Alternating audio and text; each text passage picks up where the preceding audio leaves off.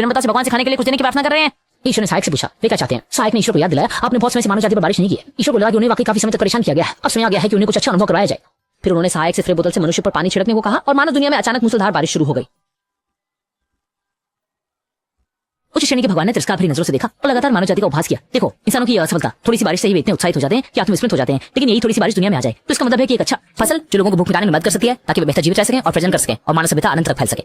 इस आधार के साथ मानव व्यवहार की दिशा बदलने लगी। जब भगवान ने केवल एक झपकी ली तब तक मानव दुनिया में हजारों साल बीत चुके थे। भगवान अविश्वसनीय रूप से देख रहे थे कि मानव सभ्यता में कितने बड़े बदलाव और उन्नति हुई। प्रारंभिक पत्थर युग से आधुनिक समाज में परिवर्तन हुआ। ऊंची इमारतें जमीन से उगाई, समृद्ध दृश्य अद्भुत थे और यह सब भगवान से संबंधित नहीं था। ये सब मानव द्वारा अपनी बुद्धि के माध्यम से बनाई गई चमत्कार थे। ईश्वर मन ही मन बहुत नाराज थे। उन्हें मानव जाति को यह साबित करना था कि वही सर्वशक्तिमान है। ईश्वर को नाराज करना मानव जाति के लिए निश्चित रूप से अच्छा नहीं है। भगवान ने जनसंख्या के अत्यधिक वृद्धि के आधार पर जनसंख्या नियंत्रण का बहाना बनाकर फिर से अपने सहायक को मानवता के लिए एक बड़ी आपदा उत्पन्न करने का आदेश दिया।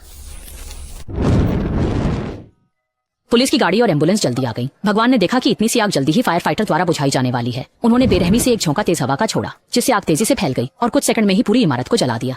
मानव दुनिया तुरंत ही अव्यवस्थित हो गई। बचाव करने बिना रुके अपनी कोशिशों में जुटे रहे, लेकिन तेजी से फैलती आग ने उन्हें अचंभे में डाल दिया। नतीजतन मानव मजबूरन इमारत की छत पर चढ़ गए। कुछ लोग मदद के लिए चिल्ला रहे थे, कुछ लोग भगवान से प्रार्थना कर रहे थे।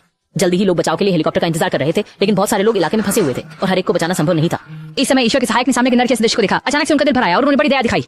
他觉得上帝过于残忍狠心，人类通过一己之力发展成今天属实不易，为什么要让他们遭受如此重的打击？上帝听后不仅毫无回忆，还把朱莉一顿痛批，并且命令朱莉我要彻底毁灭这群蝼蚁，从此不想再看到有一丝人类文明的痕迹。朱莉也只好照做，无能为力。于是，在上帝的智慧下，朱莉召集来一团浓重的无韵，将它会击成一股龙卷风，照照人类。विश्व को हिला दिया। आग, तूफान, भूकंप, सुनामी भी लगातार आने लगे, जिससे दुनिया तुरंत अंधेरे में डूब गई और मानवता ने अपने अंतिम विश्व युगांत का सामना किया।